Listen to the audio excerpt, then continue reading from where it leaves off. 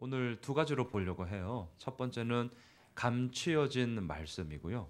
두 번째는 믿음의 선포입니다. 먼저 감추어진 말씀을 한번 볼게요. 지금 예수님이 12제자를 데리고 예루살렘으로 올라가고 있습니다. 예루살렘으로 올라가는 길은 우리가 누가복음 9장 51절에서 본 것처럼 예수님이 굳게 결심하시고 가는 길이었습니다. 왜 굳게 결심하셨는가? 그것은 십자가를 져야 하는 죽음의 길이었기 때문에 그렇습니다. 오늘 본문 32절과 33절을 다시 한번 보실까요? 인자가 이방인들에게 넘겨져 희롱을 당하고 능욕을 당하고 침뱉음을 당하겠으며 그들은 채찍질하고 그를 죽일 것이나 그는 3일 만에 살아나리라 하시되, 예수님은 이 죽음의 길을 지금 12제자들과 함께 그를 데리시고 가고 있습니다. 결코 마음 편한 길이 아니죠. 3일 만에 살아나리라 라는 부활의 영광을 말하고 있지만 그 전에 뭐가 있어요? 희롱이 있고 능욕이 있고 침뱉음이 있고 또한 채찍질이 있고 그리고 죽음으로 이르는 것은 정말 쉬운 일이 아닙니다. 그럼에도 불구하고 지금 예수님은 이 길을 12제자와 함께 가는 것입니다. 왜 굳이 가는 것입니까? 31절 뒷부분을 한번 보세요. 그 이유가 이렇게 되어 있습니다. 선지자들을 통하여 기록된 모든 것이 인자에게 응하리라. 기록된 말씀을 이루기 위하여서 예수님은 그 죽음의 길을 걸어가고 있습니다. 그리고 12제자와 함께 걸어가고 있습니다. 자, 반면에 지금 예수님과 함께하고 있는 제자들은 어떻습니까? 뭐가 뭔지 모르면서 올라가고 있습니다. 뭐가 뭔지를 몰라요. 자, 34절을 우리 같이 한번 읽어볼까요? 함께 읽겠습니다. 시작. 제자들이 이것을 하나도 깨닫지 못하였으니 그 말씀이 감추었으므로 그들이 그 이루신 바를 알지 못하였더라. 제자들은 지금 예수님이 말씀하시는 죽음과 부활을 하나도 깨닫지 못했습니다. 근데 그 이유가 뭐예요? 34절에 보니까 뭐라 그러죠? 그 말씀이 감추어졌기 때문이다. 이렇게 얘기를 하고 있어요. 저는 이 부분이 이해가 되지 않았어요. 뭔가 앞뒤가 잘 안 맞습니다.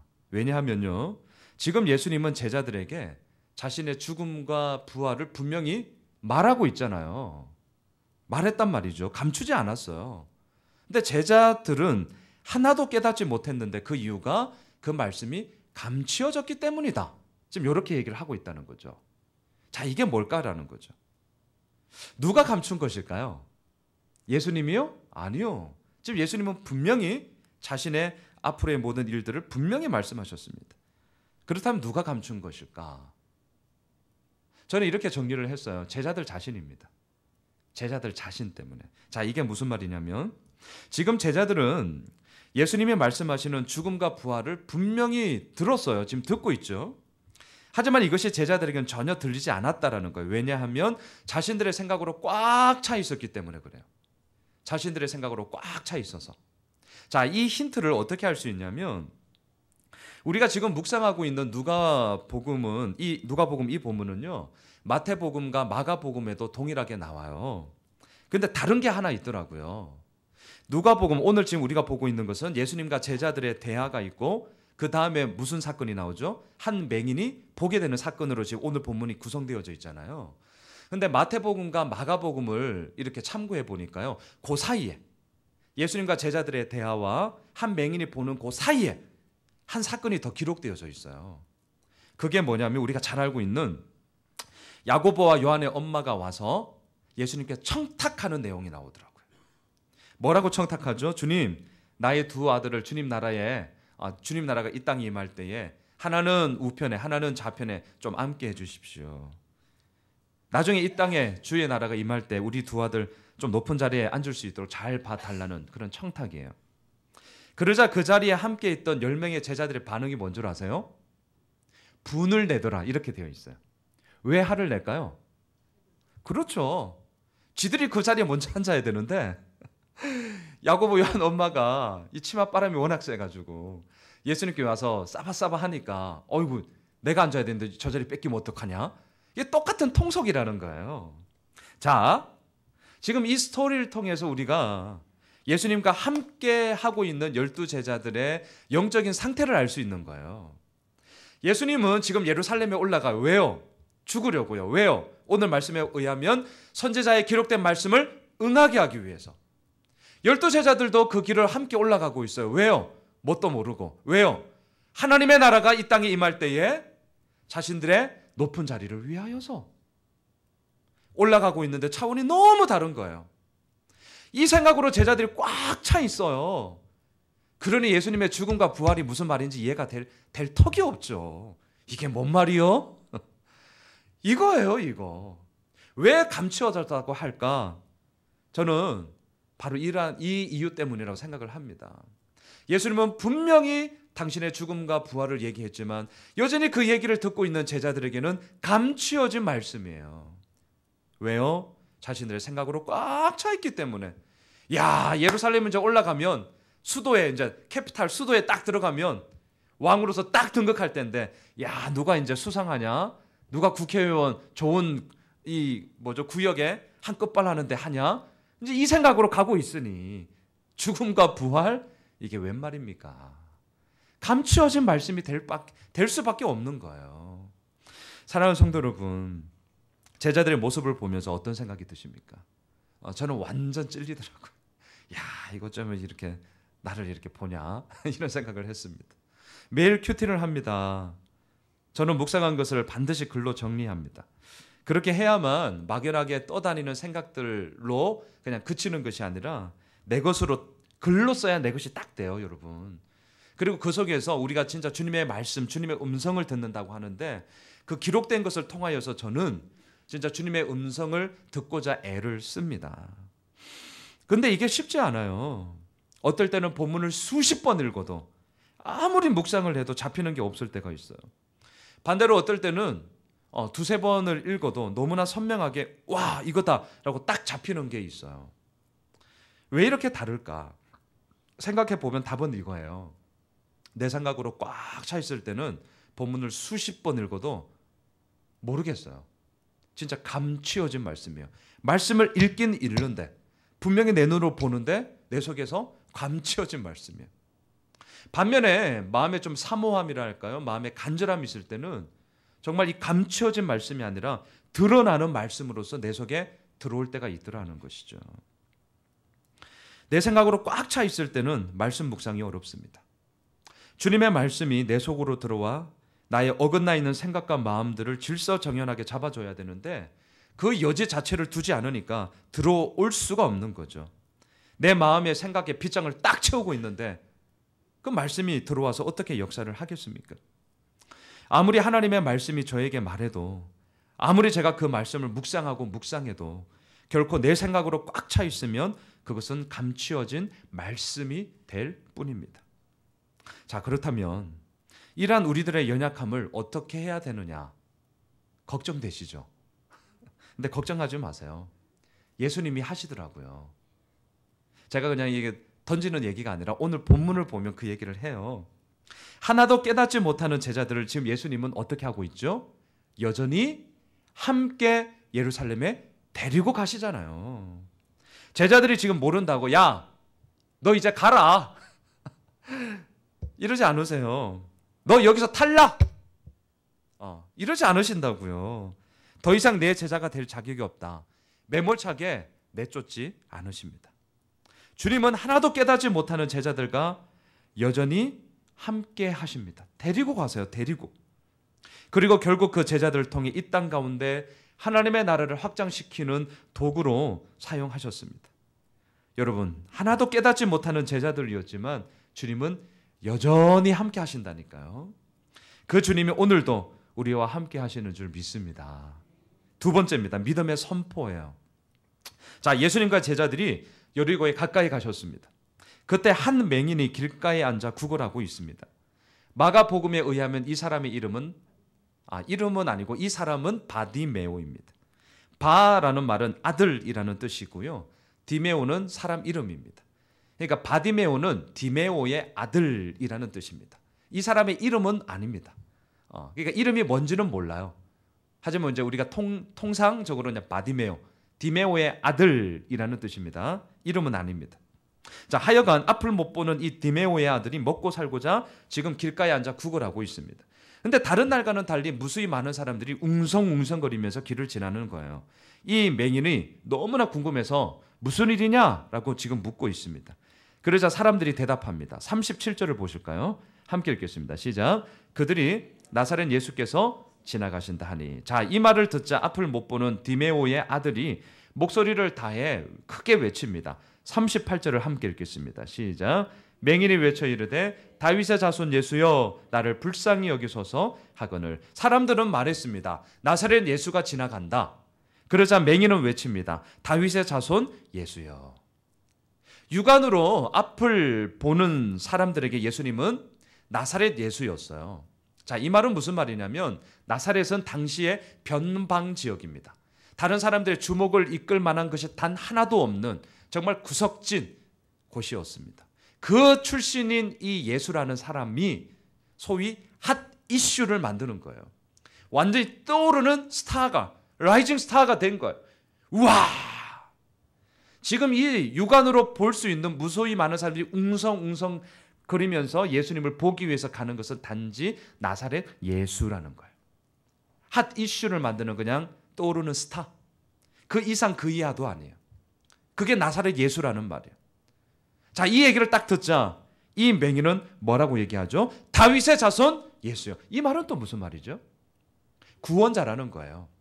다윗의 자손으로서 이 땅에 메시아가 오실 텐데 그 메시아가 지금 바로 이 예수 그리스도라는 것이죠. 여러분 성경을 읽을 때 이 호칭을 여러분 꼭 생각을 하셔야 됩니다. 이 호칭을 통해서 그 사람의 생각이 무엇인지를 우리는 너무나 잘 알 수 있기 때문에 그렇습니다. 여러분들은 저에게 목사님 이렇게 부르죠. 하지만 저희 아내는 저한테 그냥 여보, 하나면 제 별명 양푼아 이렇게 부르는 거죠. 저희 아들은 저한테 목사님 안 그래요. 아빠라고 그러죠. 아빠라고. 호칭에 따라서 그 사람이 나를 어떻게 생각하는지를 우리는 알 수 있어요. 오늘 본문도 마찬가지입니다, 여러분. 육안으로 보는 사람들은 나사렛 예수로밖에 그냥 나사렛 예수, 핫 이슈를 만드는 사람, 그냥 떠오르는 스타 이 정도예요. 하지만 이 맹인에게는 다윗의 자손 예수인 거예요. 메시아예요. 구원자예요. 이 믿음의 선포를 지금 하고 있습니다. 자, 그런데 아이러니한 상황이 벌어집니다. 39절이에요. 같이 읽어볼까요? 시작. 앞서가는 자들이 그를 꾸짖어 잠잠하라 하되 그가 더욱 크게 소리질러 다윗의 자손이여 나를 불쌍히 여겨서 사는지라. 자, 예수를 단지 떠오르는 스타 정도로 여기는 사람들이 예수를 구원자요, 예수를 메시아라고 외치는 사람에게 어떻게 하고 있어요? 꾸짖어 잠잠하라. 여러분 참 아이러니하죠. 근데 이게 우리가 살고 있는 세상이에요. 육안으로는 앞을 보지만 정작 예수님을 제대로 보지 못하는 사람들이 얼마나 큰 소리를 치면서 이 땅을 살아가는지 몰라요. 이 땅 가운데 떵떵거리며 살고 있습니다. 반면에 예수님을 구원자요, 예수님을 메시아로 고백하고 있는, 오늘도 그러므로 그 믿음을 가지고 살아내고 있는 우리들에게 이 세상은 꾸짖습니다. 시끄럽다! 잠잠하라고 우리를 오늘도 이 세상은 꾸짖고 있습니다. 이게 우리가 살고 있는 세상입니다.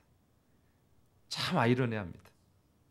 이때 여러분 우리가 쫄면 안 돼요. 쫄지 마십시오.